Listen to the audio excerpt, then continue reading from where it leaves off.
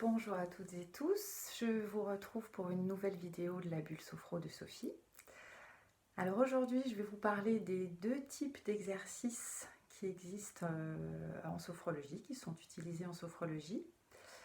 Et pour ça je vais commencer par vous parler rapidement des trois procédés qui sont utilisés pour justement faciliter la détente musculaire, mentale et l'écoute des ressentis qui sont à la base de la sophrologie. Donc première technique qu'on utilise bien évidemment, c'est la respiration. Et cette respiration, elle est contrôlée. Donc c'est inspiré, enfin le fondateur de la sophrologie s'est inspiré pour ça du yoga notamment. Et donc ce qu'on appelle respiration contrôlée, c'est qu'on va vraiment essayer d'optimiser cette respiration, c'est-à-dire déjà d'explorer les différents types de respiration, les différentes façons de respirer. Voilà, que ce soit inspiré ou expiré par le nez, par la bouche, essayer d'allonger, de raccourcir les inspirations, les expirations. Vraiment de se servir de cette respiration et surtout de prendre conscience de son importance dans la gestion des émotions, mais aussi dans la gestion de la douleur. Voilà, la respiration, elle est au cœur de tout en sophrologie. En sachant que on essaye de privilégier la respiration abdominale pour la bonne et simple raison que c'est celle qui a le plus grand pouvoir relaxant. C'est d'ailleurs la respiration qui est naturelle chez l'homme puisque c'est la respiration du nouveau-né. Le problème, c'est que malheureusement, cette respiration abdominale, on a tendance à la perdre au fil des ans. Donc la sophrologie permet de renouer un peu avec cette respiration. Deuxième procédé qui est utilisé en sophrologie pour les exercices, c'est la détente musculaire. Donc cette détente musculaire, elle est inspirée de la relaxation progressive de Jacobson, qui est basée en fait sur une alternance de contraction et de relâchement des muscles. Et c'est en fait en contractant puis en relâchant vos muscles que vous allez prendre conscience de leur état de tension et surtout que vous allez pouvoir les détendre, les relâcher. En sachant que une fois le relâchement musculaire atteint, étant donné les connexions qui existent entre le cerveau et le corps et les muscles, ce relâchement musculaire va automatiquement entraîner un relâchement mental. Et d'ailleurs, inversement, c'est vraiment le cercle vertueux.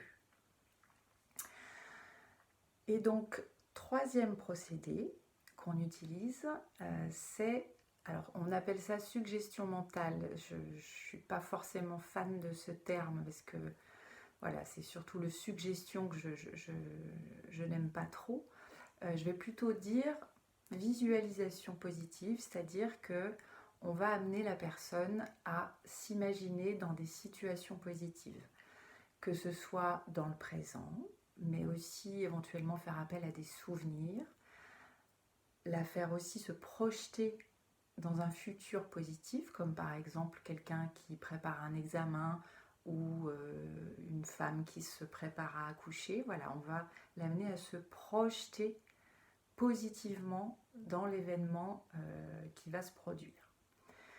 Donc voilà, ces visualisations positives, elles sont, elles, inspirées de l'hypnose, de la méthode Coué aussi, dans une moindre mesure, mais surtout de l'hypnose. La différence avec l'hypnose majeure, c'est qu'en fait, le niveau de vigilance de la personne sur laquelle on va pratiquer une visualisation va être abaissé un peu moins bas justement qu'en hypnose. C'est-à-dire à aucun moment la personne ne va perdre le contrôle. Elle va être juste à ce qu'on appelle en sophrologie, alors c'est un terme un peu technique, mais ce qu'on appelle l'état sophroliminal, c'est-à-dire, pour vous donner une image, c'est cet état qu'on atteint juste avant de s'endormir. Voilà. Le moment juste avant de basculer dans le sommeil, qui est un état quand même plutôt agréable en général. Donc c'est cet état-là qu'on essaye d'atteindre en sophrologie. Donc pendant une séance de sophrologie, on commence toujours par les exercices qu'on appelle de relaxation dynamique. Donc ces exercices qui sont pratiqués soit debout, soit assis, en sachant qu'ils peuvent être adaptés en fonction des situations. Ces exercices donc mêlent des mouvements doux du corps, voilà, qui vont permettre justement ce fameux travail sur les muscles de contraction, d'alternance de contraction et de relâchement, et bien évidemment la respiration. Et on va aussi, en fonction de l'intention de l'exercice, par exemple qui pourrait être gérer sa peur ou gérer son stress, on va pouvoir aussi mettre une intention mentale à cet exercice. Et donc on aura dans le même exercice les 3 procédés, c'est-à-dire à la fois la respiration, la détente musculaire et une visualisation positive. Et donc le deuxième type d'exercice qui termine, enfin qu'on fait en tout cas après les relaxations dynamiques pendant une séance, c'est cette fameuse visualisation qui, elle, se pratique soit assis, soit allongé ou semi-allongé. Donc là, la personne est statique, elle a les yeux fermés, elle ne bouge pas et elle se laisse simplement guider par la voix du sophrologue. Donc c'est là où effectivement on est relativement proche de l'hypnose.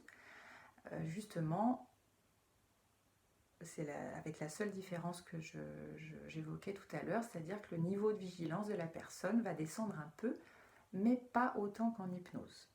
Donc là, on va amener la personne en fonction, voilà, de l'intention de la séance, en fonction de la problématique de la personne.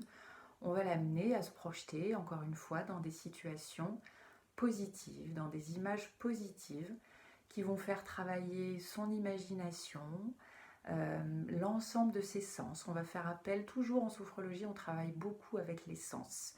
Donc voilà, dans une visualisation, on va faire, la personne, on va lui demander de s'imaginer dans une situation donnée, en faisant appel, voilà, à sa vue, à son ouïe, qu'est-ce qu'elle entend, qu'est-ce qu'elle voit, qu'est-ce qu'elle sent, éventuellement même qu'est-ce qu'elle goûte, parce que c'est grâce au sens aussi qu'on peut être à l'écoute encore plus du monde qui nous entoure, et non seulement du monde qui nous entoure, mais surtout aussi de nous-mêmes, c'est-à-dire, voilà, on se perçoit aussi avec nos sens, grâce à nos sens. Et donc, comme en sophrologie, l'objectif, c'est d'écouter, tout le temps d'écouter ce qui se passe dans notre corps, dans notre tête.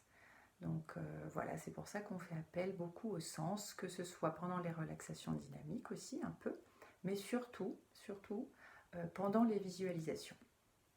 Donc voilà, j'espère qu'à l'issue de cette petite vidéo, vous aurez un petit peu mieux compris en quoi consistent les 2 types d'exercices en sophrologie. Si ça vous a plu, n'hésitez pas à liker, à vous abonner. Et puis moi, je vous retrouve très vite pour une autre vidéo de la Bulle Sophro de Sophie. Au revoir!